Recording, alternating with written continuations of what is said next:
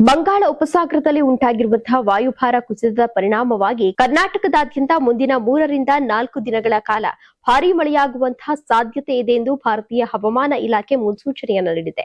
ಮೇ 15 ರಿಂದ 18 ರವರೆಗೆ ರಾಜ್ಯದ ಹಲವು ಜಿಲ್ಲೆಗಳಲ್ಲಿ ಗುಡುಗು ಸಿಡಿಲು ಮತ್ತು ಬಿರುಗಾಳಿ ಸಹಿತ ಸಾಧಾರಣದಿಂದ ಭಾರೀ ಮಳೆಯಾಗುವಂತಹ ನಿರೀಕ್ಷೆ ಇದ್ದು, ಸಾರ್ವಜನಿಕರು ಎಚ್ಚರಿಕೆಯಿಂದ ಇರುವಂತೆ ಸೂಚಿಸಲಾಗಿದೆ. ಹಗಲಿನಲ್ಲಿ ತಾಪಮಾನ ಹೆಚ್ಚಾಗಿ ಬಿಸಿಲಿನ ತಾಪ ಮುಂದುವರೆದರೂ ಮಧ್ಯಾಹ್ನದ ಬಳಿಕ ಮೋಡ ಕವಿದ ವಾತಾವರಣ ನಿರ್ಮಾಣವಾಗಿ ಸಂಜೆ ಅಥವಾ ರಾತ್ರಿ ವೇಳೆಗೆ ಮಳೆ ಅಬ್ಬರ ಹೆಚ್ಚಾಗುವಂತಹ ಸಾಧ್ಯತೆ ಇದೆ.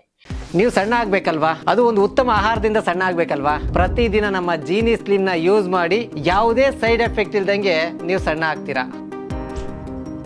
ಕೆಲವೆಡೆ ಗಂಟೆಗೆ 40 ರಿಂದ 50 ಕಿಲೋಮೀಟರ್ ವೇಗದಲ್ಲಿ ಗಾಳಿ ಬೀಸುವ ಮುನ್ಸೂಚನೆಯನ್ನ ನೀಡಲಾಗಿದ್ದು, ಸಿಡಿಲು ಹಾಗೂ ಬಿರುಗಾಳಿಯಿಂದ ಸುರಕ್ಷಿತ ಸ್ಥಳಗಳಲ್ಲಿ ಇರುವಂತೆ ಹವಾಮಾನ ಇಲಾಖೆ ಎಚ್ಚರಿಕೆಯನ್ನು ನೀಡಿದೆ. ಕರ್ನಾಟಕ ರಾಜ್ಯ ವಿಪತ್ತು ನಿರ್ವಹಣಾ ಪ್ರಾಧಿಕಾರ ಕೂಡ ಮುಂದಿನ 3 ದಿನ ರಾಜ್ಯದ ಹಲವೆಡೆ ಭಾರೀ ಮಳೆಯಾಗುವಂತಹ ಸಾಧ್ಯತೆ ಇರುವುದಾಗಿ ತಿಳಿಸಿದೆ.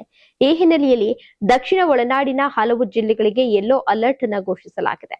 ಈ ಬಗ್ಗೆ ಪ್ರಾಧಿಕಾರ ತನ್ನ ಅಧಿಕೃತ ಎಕ್ಸ್ ಖಾತೆಯಲ್ಲೂ ಮಾಹಿತಿಯನ್ನು ಹಂಚಿಕೊಂಡಿದ್ದು, ಜನರು ಮುನ್ನೆಚ್ಚರಿಕೆ ಕ್ರಮಗಳನ್ನು ಅನುಸರಿಸುವಂತೆ ಮನವಿ ಮಾಡಿಕೊಂಡಿದೆ. ದಕ್ಷಿಣ ಒಳನಾಡಿನ ಬೆಂಗಳೂರು ನಗರ, ಬೆಂಗಳೂರು ಗ್ರಾಮಾಂತರ, ಕೊಡಗು, ಚಿಕ್ಕಮಗಳೂರು, ಹಾಸನ, ಶಿವಮೊಗ್ಗ, ಮೈಸೂರು, ಚಾಮರಾಜನಗರ, ತುಮಕೂರು, ಮಂಡ್ಯ, ರಾಮನಗರ, ಕೋಲಾರ ಹಾಗೂ ಚಿಕ್ಕಬಳ್ಳಾಪುರ ಜಿಲ್ಲೆಗಳಲ್ಲಿ ಮೇ 18 ರವರೆಗೆ ಭಾರೀ ಮಳೆಯಾಗುವಂತಹ ಸಾಧ್ಯತೆ ಇದೆ. ಈ ಭಾಗಗಳಲ್ಲಿ 64.5 ಮಿಲಿಮೀಟರ್ ನಿಂದ 115.5 ಮಿಲಿಮೀಟರ್ ವರೆಗೆ ಮಳೆ ದಾಖಲಾಗುವ ನಿರೀಕ್ಷೆ ಇರೋದ್ರಿಂದ ಯೆಲ್ಲೋ ಅಲರ್ಟ್ ಅನ್ನ ಘೋಷಿಸಲಾಗಿದೆ.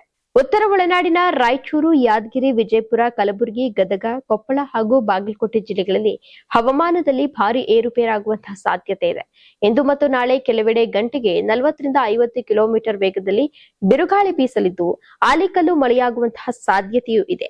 ಈ ಹಿನ್ನೆಲೆಯಲ್ಲಿ ಈ ಭಾಗಗಳಿಗೆ ಆರೆಂಜ್ ಅಲರ್ಟ್ ಅನ್ನು ಘೋಷಿಸಲಾಗಿದೆ. ಇನ್ನು ಕರಾವಳಿ ಭಾಗದ ದಕ್ಷಿಣ ಕನ್ನಡ, ಉಡುಪಿ ಹಾಗೂ ಉತ್ತರ ಕನ್ನಡ ಜಿಲ್ಲೆಗಳ ಕೆಲವು ಕಡೆಗಳಲ್ಲಿ ಮುಂದಿನ ದಿನಗಳಲ್ಲಿ ಗುಡುಗು ಸಹಿತ ಹಗುರದಿಂದ ಸಾಧಾರಣ ಮಳೆಯಾಗುವಂತಹ ಸಾಧ್ಯತೆ ಇದೆ ಎಂದು ಇಲಾಖೆ ಕೂಡ ತಿಳಿಸಿದೆ.